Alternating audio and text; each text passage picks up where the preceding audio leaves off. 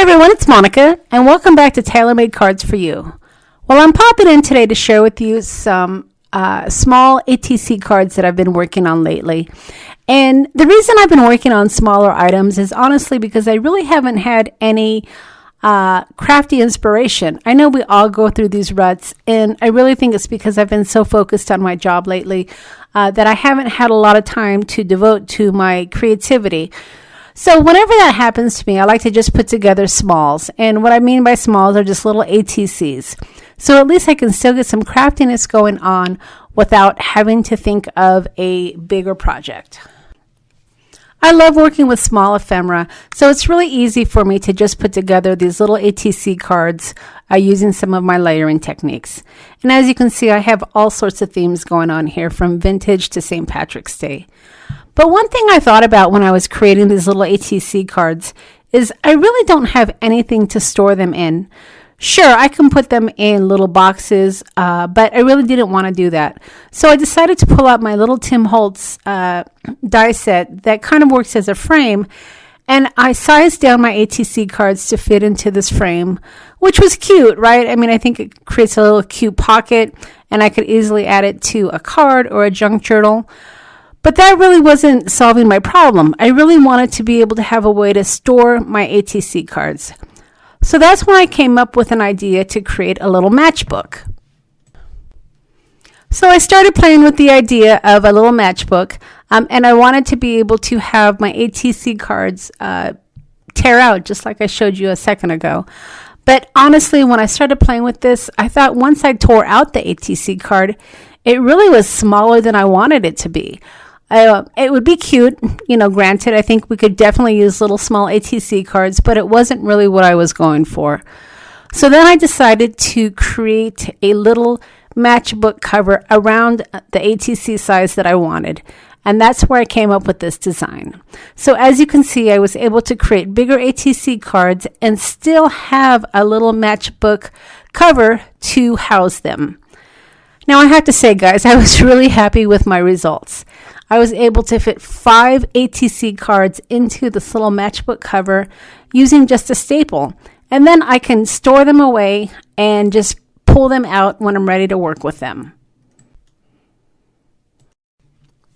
I also thought they would be good as little gifts as well. You can easily create theme ATC cards or maybe send something to a crafty friend, and it's a nice little way to house them. Now, I thought I would go ahead and see how many ATC cards I could actually fit into a matchbook cover. And this one here, which I'm showing you, I actually got 9 in, but I wasn't able to get my staple to work, so I had to attach them with brads. But I just made sure that I attached the brads below the perforated line, so that way I could still remove my ATC cards when I wanted to work with them. Now, ordinarily, I don't create projects where you have to have a specific crafty tool, but unfortunately, to be able to have your ATC cards be able to be pulled out, you do have to have a little rotary tool that will create perforations. Now, the tool that I'm working is not a new tool. It's something that Tim Holtz had for a while, and it's perfect for this. I think it was probably intended to cut your tickets, so if you make vintage tickets, you can go ahead and use your rotary tool here to create perforations so you can easily cut part of your ticket off. But I decided to go ahead and use it for my ATC cards. Now, I had a bugger of a time finding this tool. I'm not sure why I had such a difficult time finding it, but I did finally find one. So I'll try to find one for you guys as well and link up to it in the supplies below at the end of my video. I would say go ahead and just go to a local crafting store and see if you can find a rotary, but I did try that too, and I didn't have any success. So hopefully if you guys want to try this, you'll have some success finding a tool. Otherwise, like I said, I'll try to find this particular one, and I'll link up to it at the end of the video with all of the supplies that I've used to create these little projects. So this is what we're going to create today. So let's go ahead and jump right in. Okay, so for my design, I'm going with a postal theme.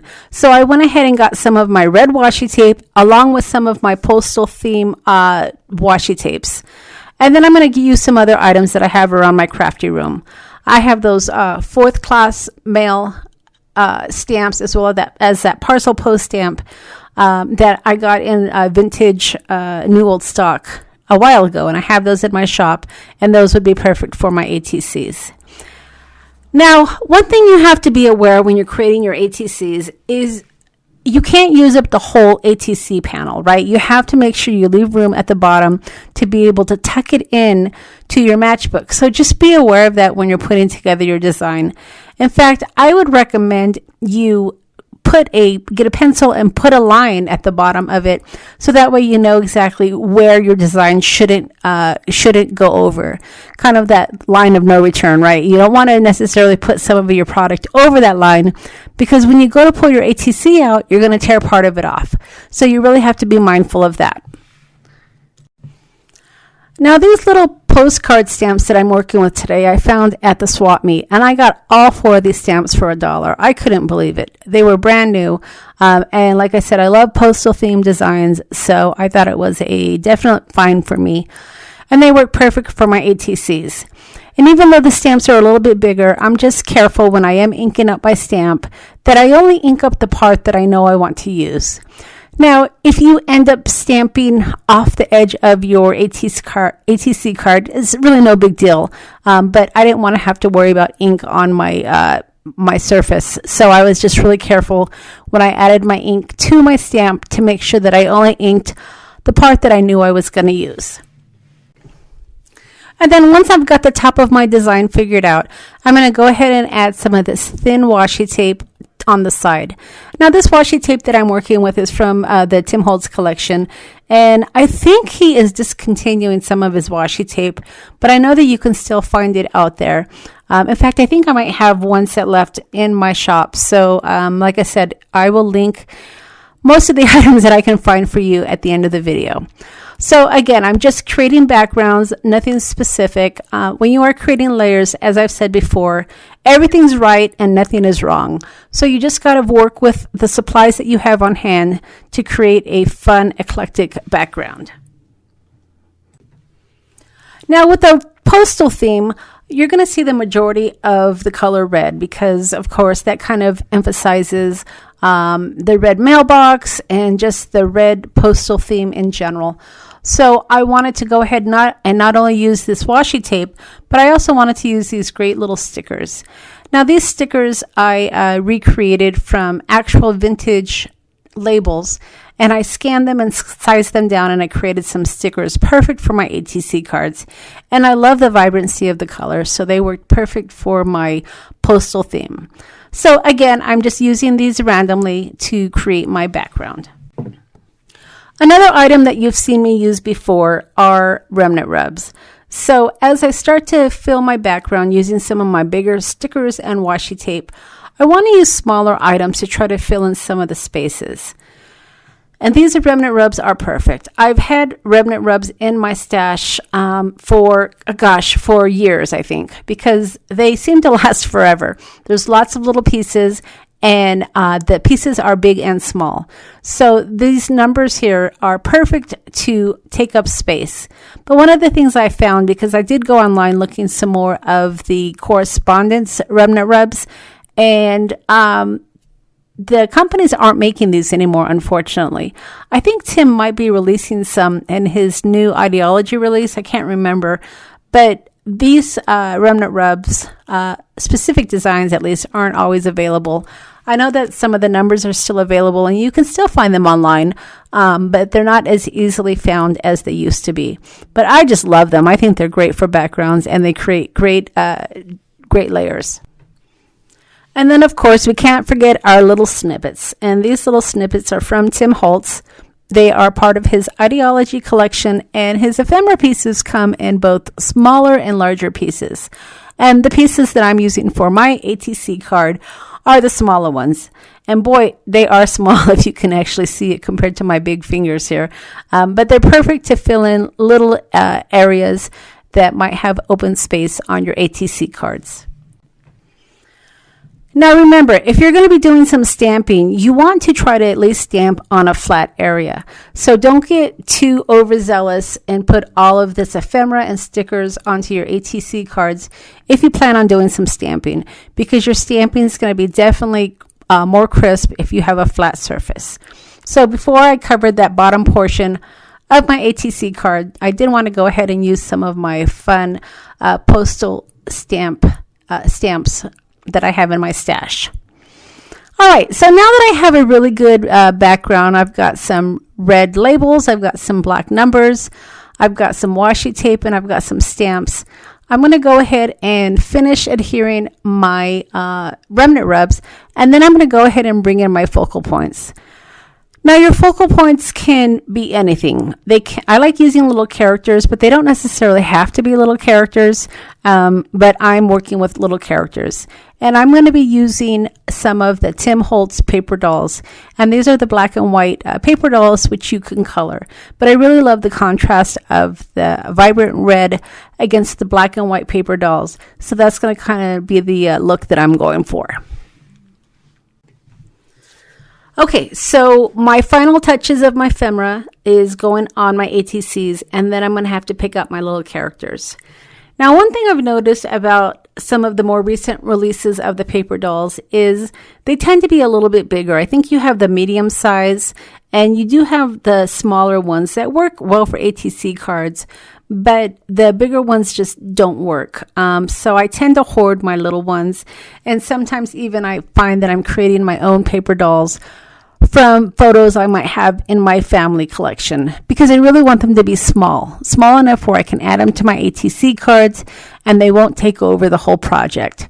So while you can still find them out there, just make sure that when you are looking at the packs that you want to grab packs that have the smaller images as well.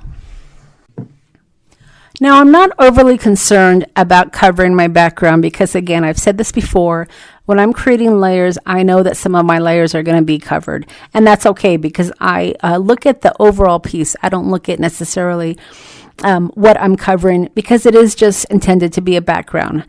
Now, if there's something specific that you want to show, of course, you want to be strategic about it. But for me, I was just creating an eclectic background, and then I'm going to glue my paper doll right over my background.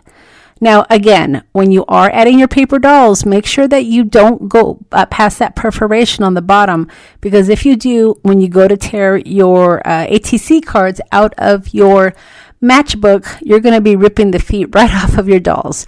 So just be a little careful about that. And then once you have your paper dolls glued down, then you can come in with some of your stamps. I do have some stamps that I'm working with that are from the Correspondence collection from Tim Holtz. And I'm just going to use some of my red distress oxides to go ahead and stamp a cancellation stamp over some of my images here. And that's just to, again, create the overall idea of my postal theme. The color that I use for my ink on this, I want to say, is the barn door. It's, like I said, the distressed oxide, but it's the true red, and it works really nice when I am using this stamp on ATCs or on cards. And it's just the little touches, right? It just kind of finishes off the ATC. So once I add this ink, we're going to go ahead and start working on the actual matchbook. All right, so one of the things that I failed to do when we started is I didn't give you the actual dimensions of my ATC cards. They are not your regular ATC cards because, again, I needed to make sure I had enough room at the bottom, so they're a little bit taller than you would expect. So the length of them are 4 inches, and then the width is 2 3/4, not quite 3 inches, because when you create your matchbook width is going to be the 3-inch. And then once you have all of your ATC cards, like I said, 5 fit perfectly into a matchbook if you're going to use a staple, then you want to go ahead and take your tool and perforate the bottom where you had used that pencil mark. And the perforation is about a 1/2 inch, maybe a little bit less. But don't go more than a 1/2 inch, because then again, you're going to start working into your ATC design. And then once you have your design complete, then just as a finishing touch, I like to always use my Walnut stain distress ink. And I just use my blending tool and get some of that ink around the corners. And it really is just a nice finishing touch.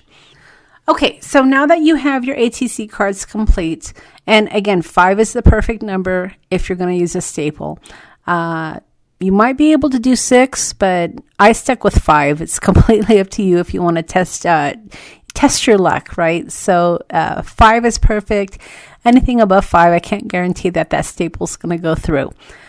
So cut your paper. You're going to start with a 12 by 12 inch piece of paper and cut it down in thirds.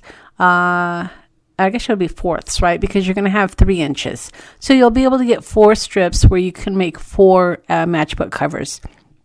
And then you're going to want to get your scoreboard and score 3/4 inch from the bottom. And that's going to be the flap for the bottom of your matchbook. So like I said, I'm using my score buddy here. If you have a small score board, it works perfect on your craft table, but if not, the bigger one's fine as well. But I really love my little score buddy because it's perfect right on my craft table.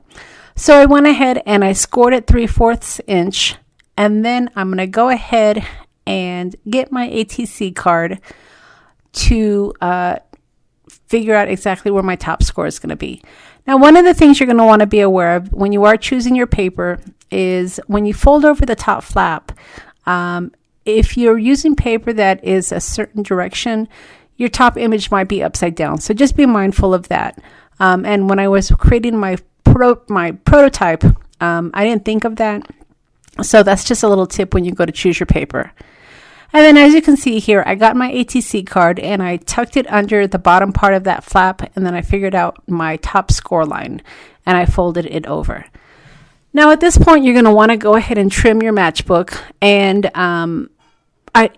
you can go ahead and kind of eyeball it if you want to, but the best way to do that, of course, is to use your flap, because your flap is going to be what's going to dictate how long your top part of your matchbook can be.